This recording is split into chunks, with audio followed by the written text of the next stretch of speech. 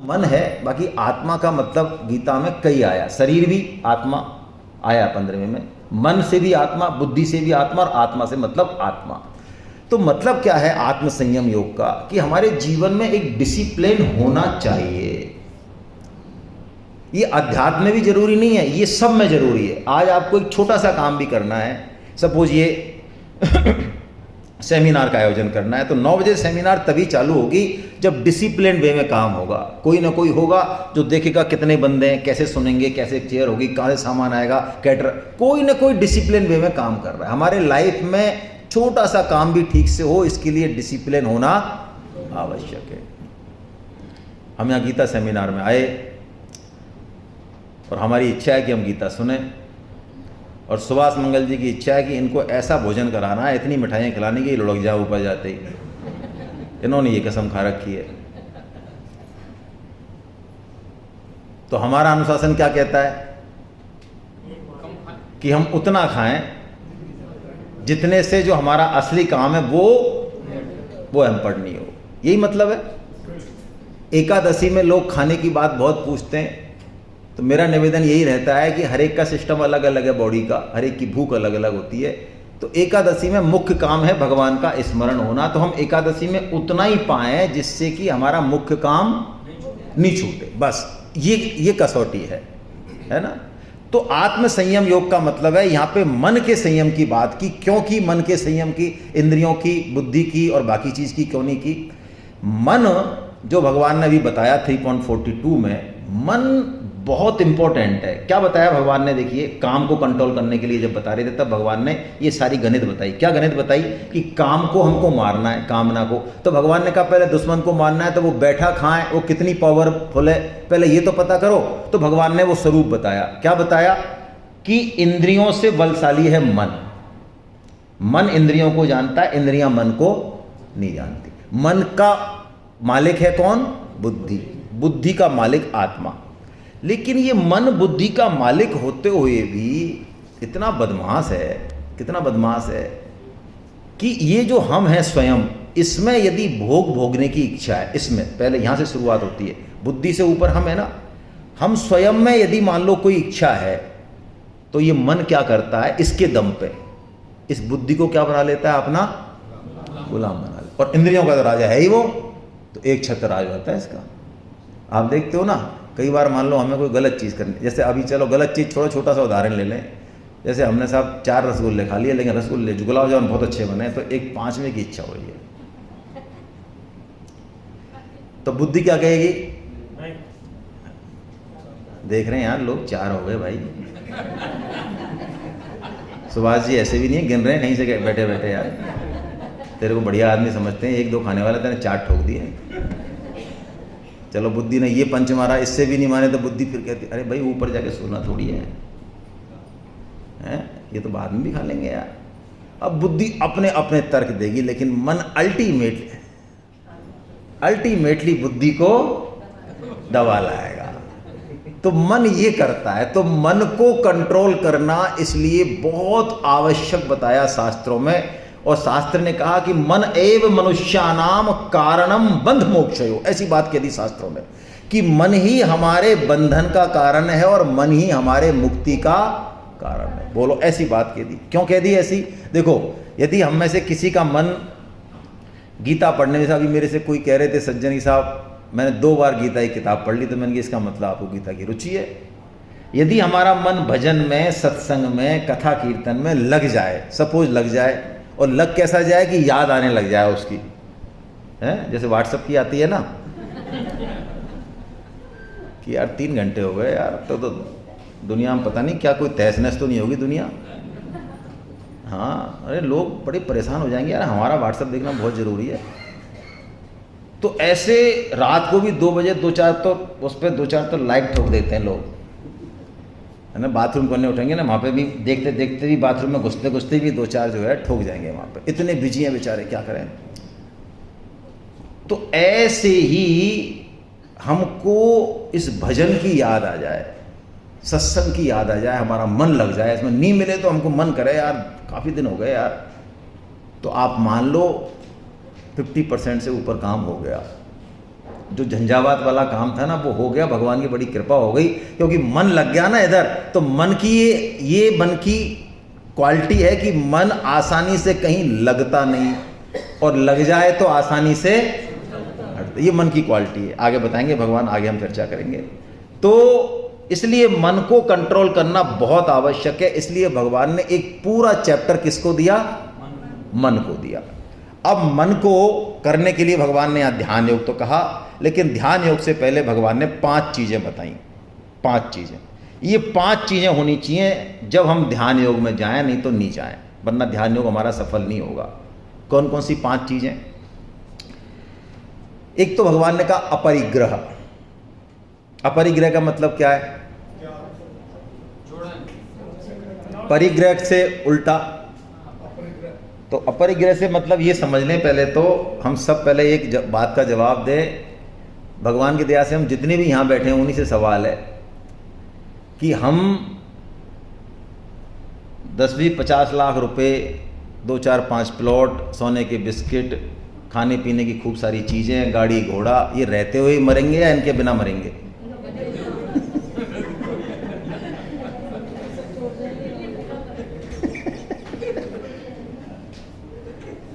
भाई ये चीज़ हमें नहीं मिलेंगी, नहीं रहेंगी, हमारे पास नहीं है इसलिए मरेंगे, या ये रहते हुए ही मरेंगे हम?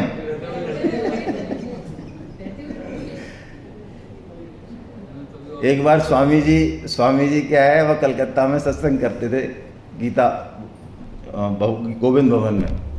तो वहाँ बड़े बड़े सेठ आते थे, संतों का प्रभाव होता है। तो एक सेठ सत्संग में 2-3 दिन से नहीं आए, तो वो आए फिर 2-3 दिन बाद। तो फिर स्वामी जी ने पूछा उनसे अलग कि भाई आप आए नहीं सत्संग में, कि महाराज क्या बताया, वो बहुत इतना बड़ा बिजनेस है, व्यापार है, करोड़पति सेठ थे। तो स्वामी ने कहा चलो ठीक है भाई। अच्छा, स्वामी जी ने कहा एक बात बताओ यार, तुम्हारे पास कितना पैसा है? अब संतों से झूठ नहीं बोल सकते, संतों में अपना प्रभाव होता है। तो उन्होंने कहा महाराज देखो 7 पीढ़ी बैठ के खा लें, मतलब अनाप शनाप, इतना पैसा है। तो स्वामी जी ने कहा फिर भैया तुम लगे किस चक्कर में हो फिर? कि महाराज ये हमको नहीं पता, ये मत पूछो आप हमसे। हाथ जोड़ दिए, और वैसे ये मत, इस बात का हमारे पास जवाब नहीं कि हम लग क्यों रहे हैं, फिर ये मत पूछो हमसे आप। अपरिग्रह का मतलब क्या है?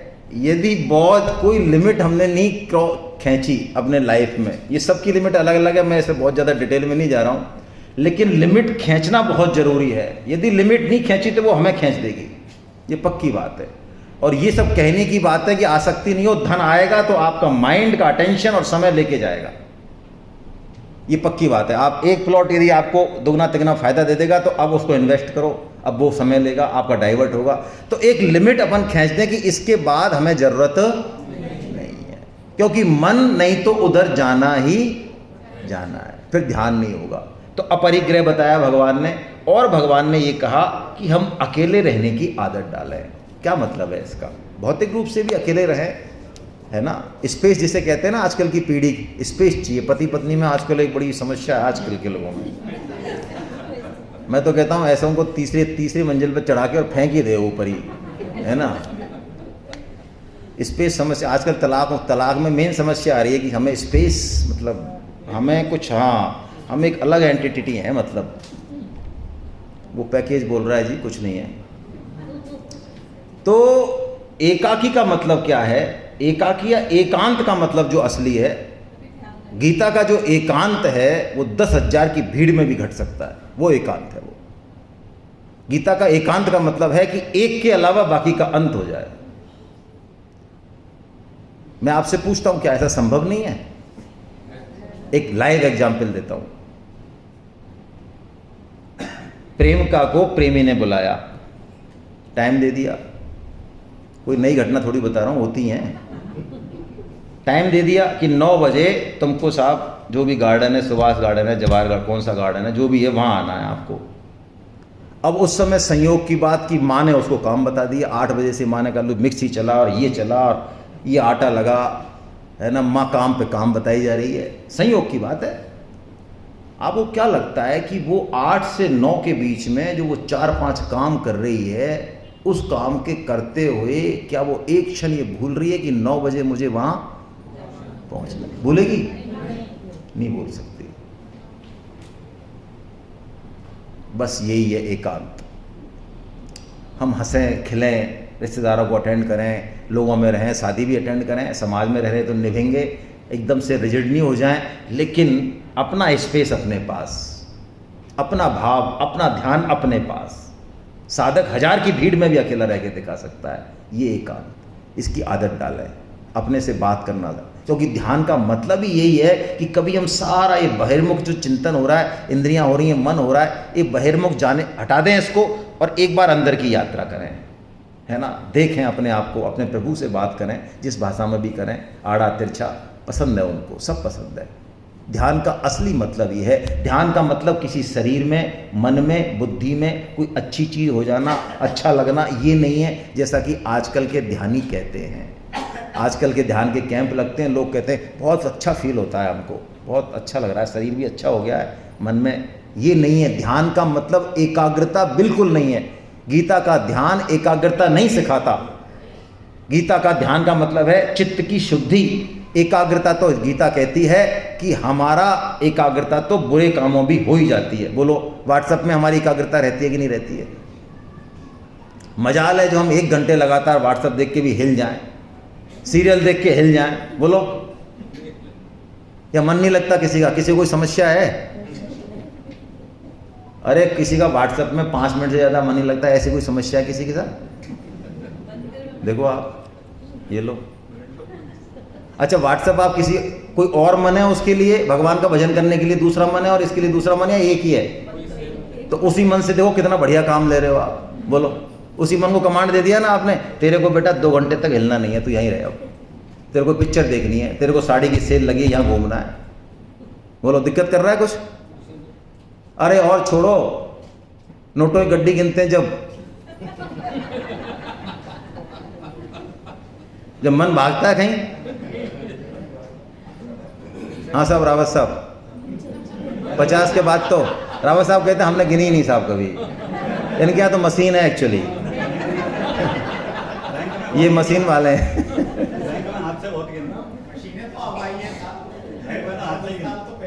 अच्छा, मन जो है 50 के बाद 60 के बाद तो समस्या पैदा करता हो कि यार देख, अब एक बार में नहीं गिनूंगा मैं, 100 तक नहीं पहुंचूंगा मैं। अच्छा, बीच में आपको कोई आवाज़ दे, पत्नी चाय के लिए पूछे, तो कोई दिक्कत, भूल जाते हो गिनती? अरे मजा आ रहा, कभी देखना 77, 78, 79, 80, 81, 82 बात भी करेगा। चाय पियोगे 83, 84, 85, 1 कप के 2 कप, 85, 86, 87, 88 और 100। ले बोलो,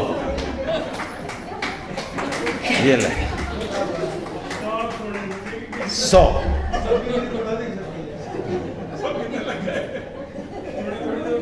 और वैसे हमसे पूछो, हम बाजीगरों से देखो हम कैसे बाजीगर हैं। क्या करें साहब, मन लगता ही नहीं माला में, तुम्हारी कसम। पढ़ना तो चाहते भाई साहब, की तो समझ ही नहीं आती भाई साहब, की तो शब्द ही ऐसे हैं, शब्द ही ऐसे हैं भाई साहब। अच्छा, डॉलर समझ में आता है बेटा तेरे? तो डॉलर तो तू समझ गया जब बेटा के यहाँ गया अमेरिका, जब तो 2 दिन में समझ गया डॉलर, क्योंकि उसके बिना काम नहीं चल रहा था तेरा। तो ऐसी बाजीगरी हम कर रहे हैं अपने आप से। स्वामी जी ने इस ध्यान योग पे चर्चा बहुत कम करी, इस चीज़ पे चर्चा करी ज़्यादा, इसलिए मैं आपको इधर ही। स्वामी जी कहते हैं हम मन के मास्टर ट्रेनर हैं, मन के मास्टर ट्रेनर हैं। यदि हम कमांड दे दें ना मन को किसी दिन की, उसकी हिम्मत नहीं है जो हिल जाए। मन की क्या हिम्मत है जो हिल जाए? लेकिन हमारे यहाँ हमारे प्रॉब्लम है, मन को तो कमांड दे देते हैं, लेकिन ये बुद्धि और ये जो खुद इसके काका जी बैठे हैं, main chief of the army staff, ये भाई साहब व्हाट्सअप देखना चाह रहे हैं, ये भोग भोगना चाह रहे हैं, और मन को कह रहे हैं यार तू ऐसा कर, तू राम नाम की माला फिर ले बेटा, है ना, तू फिर बेटा ऐसा कर। तो ये कह रहा है यार मेरे जो मालिक हैं ये तो पट्टे इसमें लगे हुए हैं, तो ये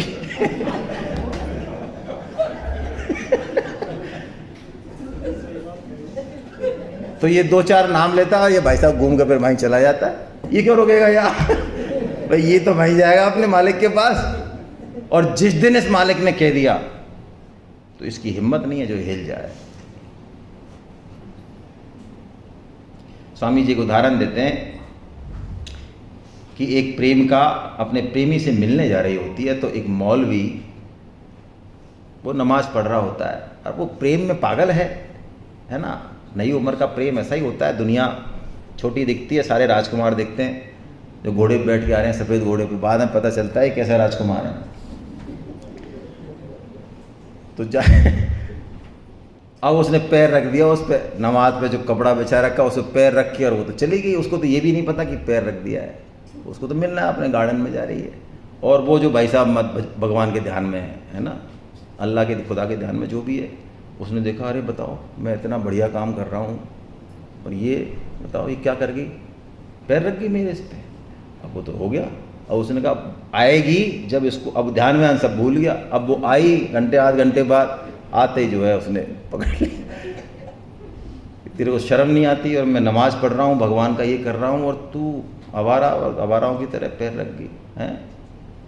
तो उसने जो बात कही वो बड़ी गजब की थी है।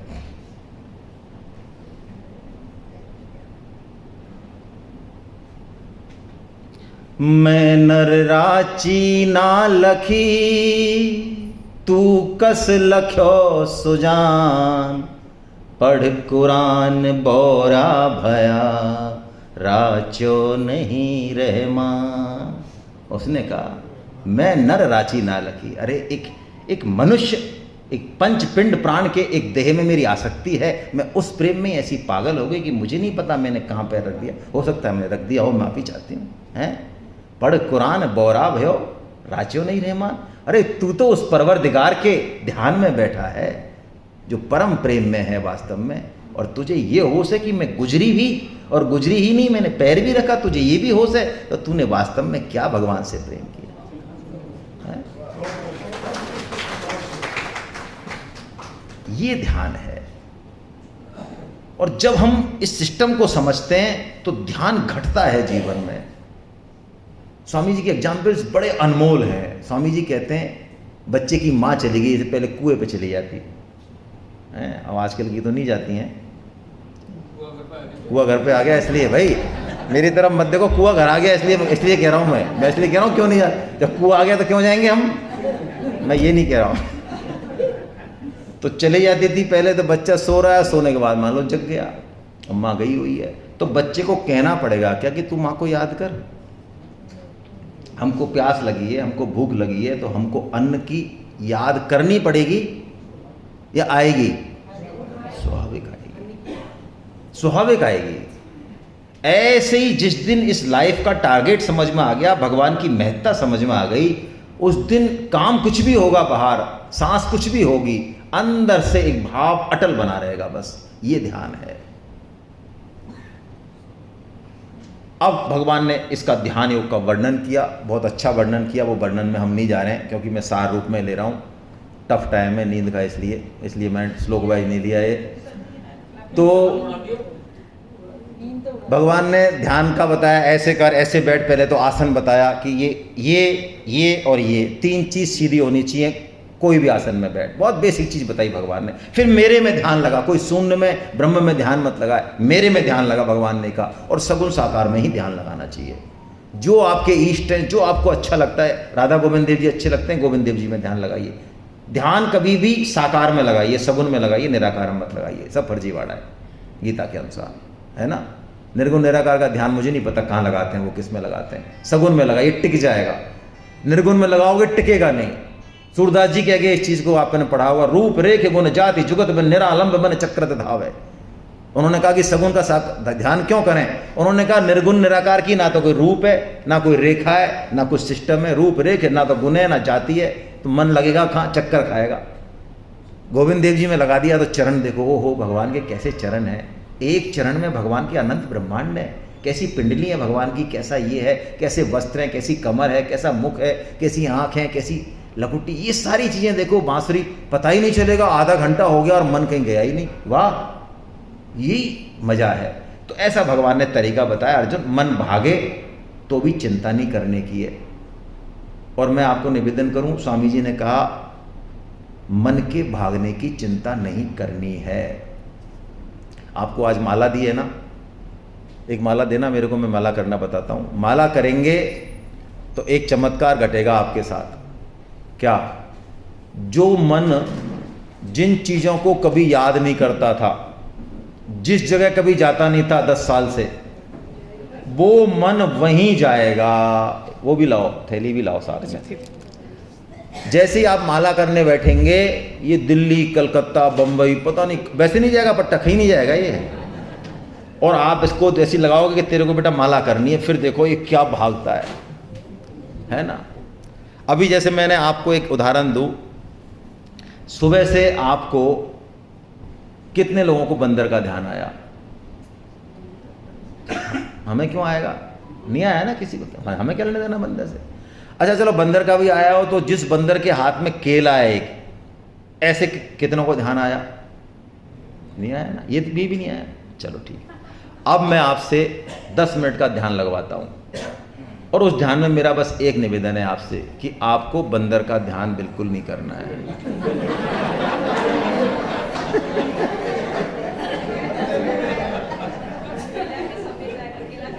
चलो बंदर भी का ध्यान कर लेना, कोई बात नहीं। बंदर के हाथ में केला है ऐसा ध्यान मत करना प्लीज। हमारे ध्यान में तो वृंदावन वाले बंदर का ध्यान आया। चलो कोई बात नहीं। तो अब मन की आपने बात समझी, तो ये माला आपको अवश्य करनी है। मन का सबसे बढ़िया ट्रीटमेंट ये है, माला करना अकर्मण्यता नहीं है, बिल्कुल ये बहुत ऊंचे से ऊंचा कर्म है। आप मान लें इस बात को, कतई अकर्मण्यता नहीं है। जिनके दिमाग में ये बैठा हुआ है कि माला के बजाय तो हम कोई और काम करेंगे जगत का, बिल्कुल करें जगत का काम, लेकिन माला अवश्य करें। जगत का काम आपका अप टू डेट होगा। कैसे करें माला? आपको एक गुप्ती दी, इसमें 2 ओपनिंग है, नए लोग हैं, इसमें एक तो बड़ी ओपनिंग है, इसमें से हाथ डाल दें, एक सामने छोटी ओपनिंग है, इसमें से ये वाली उंगली निकाल दें, ये वाली पहली, ठीक है, और इसको ऐसे बांध लें आराम से, और पार्क में घूमते हुए, छत पे घूमते हुए, बैठ के जैसे भी करना है करें। अंदर क्या करना है? अंदर ये माला रहेगी, तो इस माला में ये 4 चीज़ें हैं। इस उंगली को माला से टच नहीं करना, इसलिए इसको बाहर रखते हैं, इस वाली उंगली को टच नहीं करना। 4 चीज़ें, ऊपर ही ऊपर तो ये फूंदना है, फूंदना। इसके बाद ये नीचे टॉप का ये सुमेरु बोलते हैं इसको, मन का, ये टॉप का मन का, ये 108 में नहीं है, ठीक है। और फिर ये 108 मन के हैं, और इनमें एक ये धागा है। तो ये जो टॉप का मन का है सुमेरु, ये राधा और कृष्ण का मिलित रूप है, संयुक्त रूप है।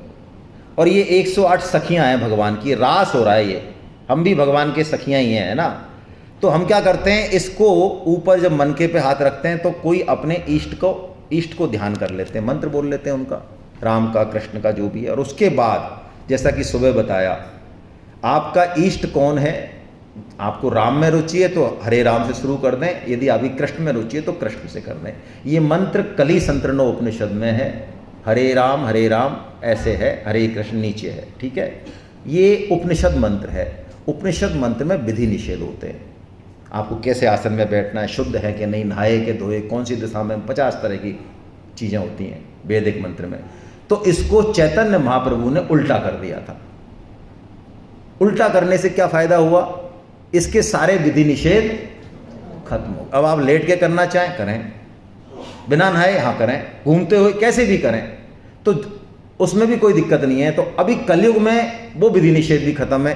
तो हरे कृष्ण कृष्ण कृष्ण हरे हरे, हरे राम राम राम हरे हरे, आगे बढ़ा दें। हरे कृष्ण कृष्ण कृष्ण हरे हरे, हरे राम राम आगे बढ़ा दें। ऐसे बढ़ाते बढ़ाते जब आप यहाँ आ जाएंगे 108वें मन के पे, तो ये फूंदने से आपको आइडिया लग जाएगा कि हाँ अब जो है माला पूरी हो गई है। तो इसको ओवर टोपल नहीं करना है, बस इतनी सी सावधानी बरतनी है। ऐसे नहीं करना 108 के बाद अब आपको रोक के और इसको टर्न करना है, माला को क्लॉकवाइज टर्न कर दें या इसको एंटी क्लॉकवाइज, दिख रहा है, यानी इसको ऐसे नहीं करना है, आगे नहीं चले जाए ऐसे कि ऐसे। इस फूंदने को, इस राधा कृष्ण को पार नहीं करना है, उलांघना नहीं है। मतलब क्या करना है, ऐसे टर्न कर दें जैसे आपको उचित लगे, क्लॉकवाइज कर दें या इसको एंटी क्लॉकवाइज कर दें, और इसको खुले में नहीं करें। ये माला जो है तुलसी माला हमारी माँ है, और मैं आपको ज़्यादा निवेदन नहीं करूं, ऐसा मान लें आप कि यदि आप माला करें, कम से कम हमको 16 माला तक पहुंचना चाहिए, बाकी आप 2, 3, 4 माला तो अवश्य करें, और तुलसी माला से करें। ये तुलसी माला है आपको जो दी है, आमूल चूल परिवर्तन होगा आपका, आमूल चूल, हर चीज में परिवर्तन होगा। आपके ही नहीं होगा, आप जिस परिवेश में रहते हैं उस परिवेश में परिवर्तन हो जाएगा। ये मैं बहुत बड़ी बात बोल रहा हूं, लेकिन आप विश्वास कर लें। सर एक क्वेश्चन है कि 16 माला जैसे एक बार कंटिन्यूटी में आप कैसे भी करें, काउंटर भी देंगे आपको अभी हम, है ना, वो काउंटर बहुत जोरदार चीज है क्या? हाँ, ये काउंटर आपको देंगे, है ना, तो इस काउंटर में ऐसे खुला हुआ होता है, ऐसे, तो इसको ऐसे खुला हुआ होता है, तो इसको आप अपनी उंगली के हिसाब से लगा दो, तो ये काउंटर भी माला का ही काम करता है। ऐसे लगा दिया और अपनी उंगली में इसको कर लिया, ऐसे पहन लिया उंगली में। इसमें 2 बटन है, बड़ा बटन और छोटा बटन।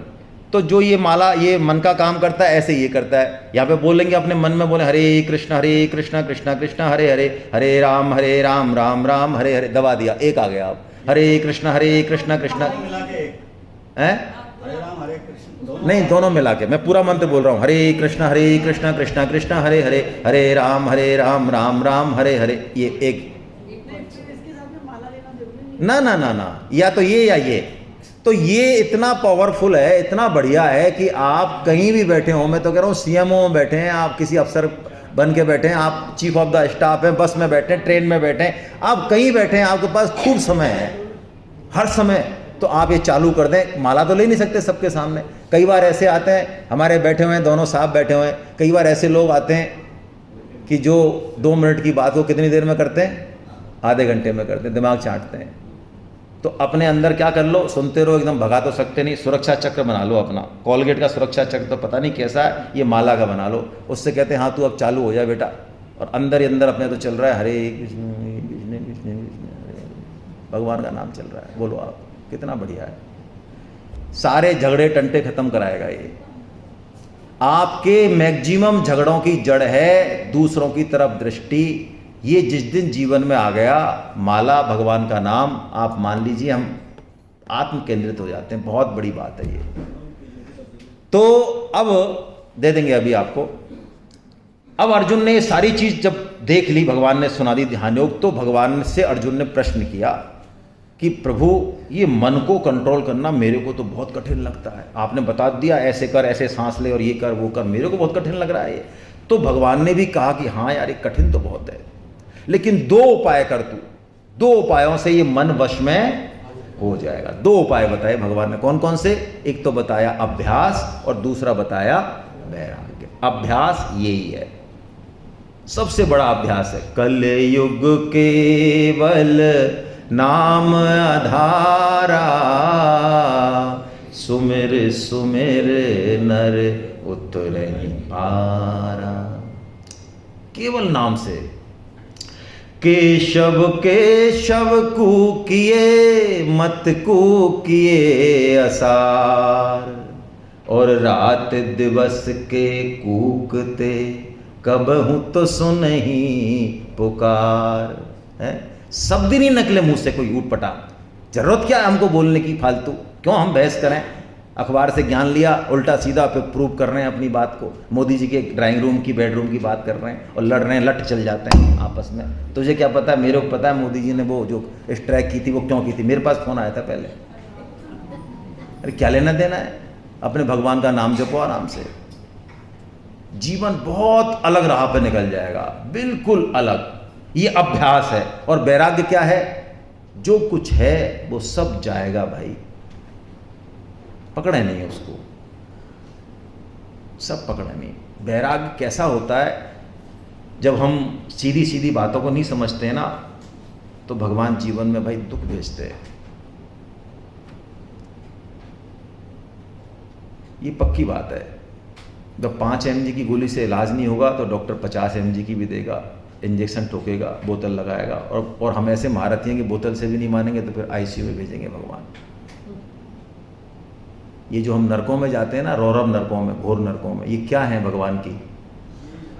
ये ICU है भगवान की, जहाँ हमकी हमारी बढ़िया वाली धुलाई होती है और धो पहुँच के फिर हमको खड़ा कर देते हैं भगवान, चलो दोबारा कबड्डी खेल। बिल्कुल आप पढ़ लें भागवतम।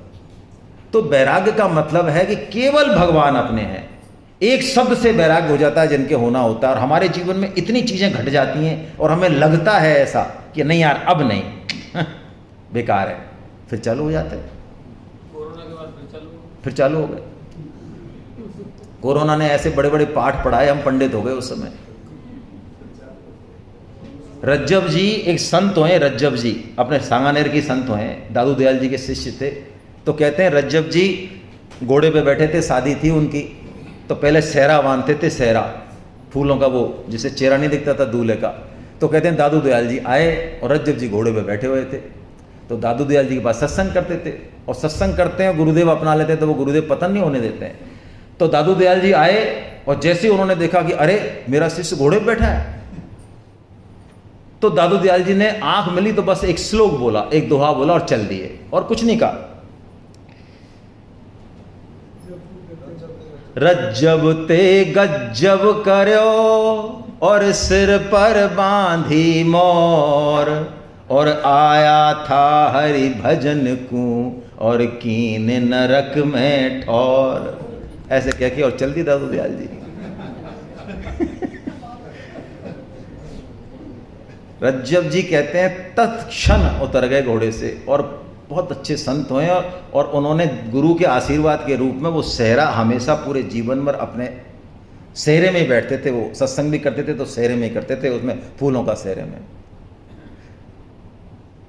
दादू से सदगुरु मिले और शिष्य रज्जब से जान, एक ही शब्द सुलझ गए रही न खेचातान। एक शब्द से जिंदगी बदल दी, इसे कहते हैं वैराग्य।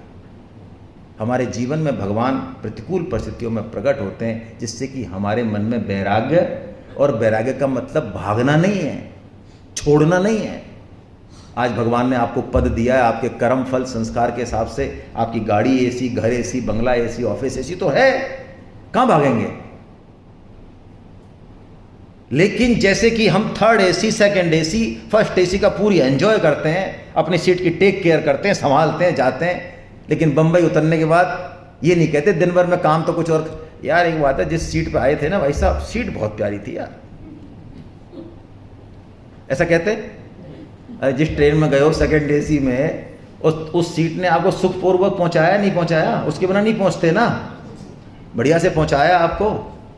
तो वहाँ जाके याद तो करते होंगे होटल में, भाई साहब हम जिस ट्रेन से आए थे सीट बहुत अच्छी थी तुम्हारी कसम यार, एकदम बढ़िया एसी था। अरे बस हो गया, अब पकड़ा नहीं उसको। क्यों नहीं पकड़ा भाई? 12 घंटे तो सोए, तब भी क्यों नहीं पकड़ा? लगातार 12 घंटे सोए उसके साथ, 14 घंटे उसको यूज किया, फिर क्यों नहीं पकड़ा? क्यों नहीं याद आ रही? हेलो, हाँ, क्योंकि ये मन में मान रखा है कि ये हमारी नहीं है। बस जिस दिन ये क्लियरिटी आ गई लाइफ में, फिर कोई भी एसी, कोई भी पैसा, कोई भी पद हमको पकड़ नहीं सकता। ऐसा भगवान ने जो है कह दिया। और भगवान ने एक बड़ी अच्छी बात कही, वो हम ले लेते हैं इसमें जल्दी से, कि एक बड़ी अच्छी बात कही भगवान ने, कि यहाँ पे भगवान ने कंपैरिजन किया, 3 लोगों में कंपैरिजन किया। तपस्विभ्यो धिको योगी, भगवान कह रहे हैं तपस्वियों से भी योगी, सुनना आप इसको अब, ज्ञानिभ्योपि मतोधिक, ज्ञानियों से भी योगी, और कर्मिभ्योश्च अधिको योग, कर्मियों से भी योगी। क्या बात है। इसलिए अर्जुन तू योगी, ये भगवान की वर्डिक्ट है भाई। तपस्वी कौन? जो बड़े से बड़े तप करें, तपस्या करें, तपाएं शरीर को। जैसे कि क्वार का महीना आएगा कार्तिक का, तो हम ब्रह्म मुहूर्त में उठ के नहाते हैं। अभी भी हम एकादशी व्रत कर रहे हैं, ये सब क्या है? तप है भाई। अभी चौमास आ गया, हम ब्यारू ले लेते हैं, ये क्या है? तप है। ये फालतू चीजें नहीं है, ये जरूरी है। बिना तप के संयम नहीं आएगा, शुद्धि नहीं होगी अंतःकरण की। लेकिन तपस्वी वो हैं जिनका अल्टीमेट गोल भगवत प्राप्ति नहीं है। तपस्या से वो क्या चाहते हैं? कहीं ना कहीं मान बढ़ाई की आकांक्षा बनी हुई है। कुंभ के मेले में देखते हो, एक से एक तपस्वी होते हैं, लेकिन उनका प्रदर्शन करने का इरादा रहता है। तो ऐसे तपस्वियों से कौन श्रेष्ठ है? योगी। और ज्ञानी, ज्ञानी कौन? सारे वेद पुराण रटे हुए हैं, भाषण दे रहे हैं, बढ़िया, लेकिन अंदर क्या है?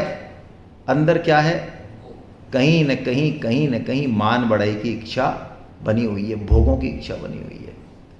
आप देखते हैं ना, ज्ञानी का पतन जितना अधिक होता है उतना सामान्य आदमी का नहीं होगा। हो सकता है गांव के एक भोले वाले आदमी इतना क्रूर कर्म कर सकता है जितना हम इंटेलेक्चुअल लोग कर सकते हैं? बोलो, वो सोच नहीं सकता उस क्रूर कर्म की। तो ज्ञानी कौन? रामकृष्ण परमहंस जी कहते हैं कि गीद उड़ता तो बहुत ऊंचा है, गिद्ध, लेकिन दृष्टि उसकी कहां रहती है? हड़ावल पे रहती है। हड़ावल मतलब जैसे ही मांस दिखेगा सारी ऊंचाई भूल जाएगा, गिर पड़ेगा। तो ऐसे ज्ञानियों से भी कौन श्रेष्ठ है? योगी से। और कर्मिभ्योश्च अधिको योगी। कर्मी कौन? जो संसार में अच्छे अच्छे कर्म करने में लगे हुए हैं, शास्त्र विधि से कर रहे हैं, शास्त्र सम्मत कर रहे हैं, बड़े बड़े यज्ञ, बड़े बड़े शुभ कर्म कर रहे हैं, लेकिन बदले में चाहिए क्या? अहम पोषण है, कहीं न कहीं मान बढ़ाई है, स्वर्ग भोग की प्राप्ति है। सकाम का, वेदों में जो सकाम है उनमें सब में स्वर्ग प्राप्ति का फल है। ऐसे कर्मियों से भी कौन श्रेष्ठ है? योगी श्रेष्ठ। क्यों श्रेष्ठ है योगी तीनों से? क्योंकि योगी निष्काम है। योगी निष्काम होके थोड़ा सा भी, छोटा सा भी, यानी मैं तो ये कह रहा हूं गीता के अनुसार कि एक गृहिणी अपना जो ड्यूटी है सिर्फ वही करे, उसे कुछ नहीं आता। तो मनुस्मृति में लिखा हुआ है कि ऐसी गृहिणी जो अपना कर्तव्य कर्म करती है, देवता भी उसको देख के, तपस्पुत चेहरे को देख के और प्रभावित होते हैं, डरते हैं उससे। हिम्मत नहीं है उनकी भी, यदि उसने अपना कर्तव्य कर्म किया निष्काम भाव से। तो निष्काम भाव से कर्तव्य कर्म का इतना प्रभाव है। और भगवान ने ऐसा कह के अब ये बात अपनी तरफ से कही। यहां तक तो अर्जुन के प्रश्न है 46 तक, तो ये बात भगवान ने अपनी तरफ से कही। कौन सी? योगियों में भी सब सर्वश्रेष्ठ योगी कौन है? कर्म योगी, ज्ञान योगी, भक्ति योगी, कौन श्रेष्ठ है? तो भगवान ने बिना अर्जुन के पूछे उत्तर दिया कि जो मुझे श्रद्धा से भजता है, मेरे में ही मन लगाता है, वो योगी सर्वश्रेष्ठ है। ऐसा कह के भगवान ने ये अध्याय जो है